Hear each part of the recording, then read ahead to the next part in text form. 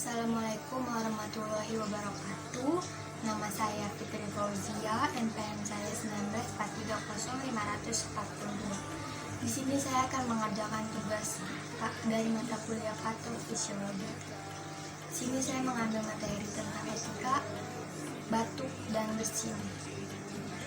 Pasti pada bingung kan kenapa batuk dan bersin aja ada etikanya? Karena faktanya pada saat kita batuk itu kita mengeluarkan 3.500 partikel kuman dari mulut kita. Itu baru batuk, belum bersin. Pada saat kita bersin, kita mengeluarkan 4.500 sampai 1 juta partikel kuman dari mulut kita. Bayangkan, kita hanya bersin dan batuk itu mengeluarkan virus atau kuman sebanyak itu. Makanya kita dianjurkan untuk menerapkan etika batuk dan bersin. Di sini saya akan menjelaskan 5 hal yang perlu diperhatikan dalam batuk dan bersin di tempat umum. Yang pertama, tutuplah hidung dan mulut saat batuk dan bersin dengan tisu.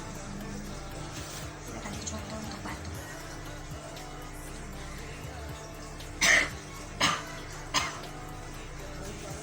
Jangan lupa bekas batuk ini dibuang ke keranjang sampah. Saya akan kasih contoh untuk bersin.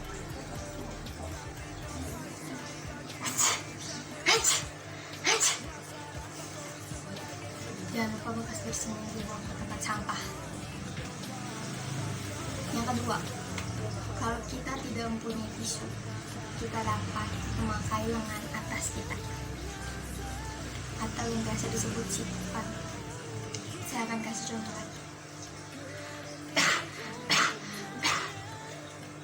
Tidak pernah tangan, bersin muka. Yang ketiga, setelah kita batuk dan bersin menggunakan tisu atau lengan atas kita diwajibkan untuk cuci tangan dengan air mengalir dan sabun. Saya akan kasih unjuk cara cuci tangan yang baik dan benar. Pertama, kasih air dulu. Pertama, begini. Kedua, sela-sela jarinya ya. Ketiga,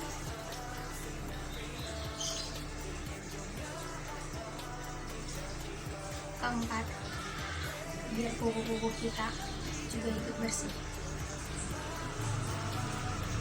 Kelima, bilas dengan air bersih lalu keringkan. Habis itu yang kelima, kalau kita tidak ada air atau sabun di sekitar kita bisa menggunakan alkohol 60% atau biasa disebut hand sanitizer, merek apa aja. Caranya juga sama.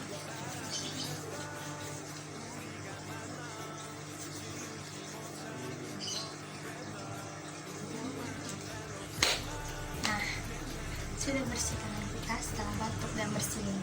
Itu saja yang akan saya sampaikan dalam video ini. Semoga bermanfaat untuk kalian semua yang menontonnya. Terima kasih telah menonton dari awal sampai akhir. Mohon maaf bila ada salah kata atau buku. Assalamualaikum warahmatullahi wabarakatuh.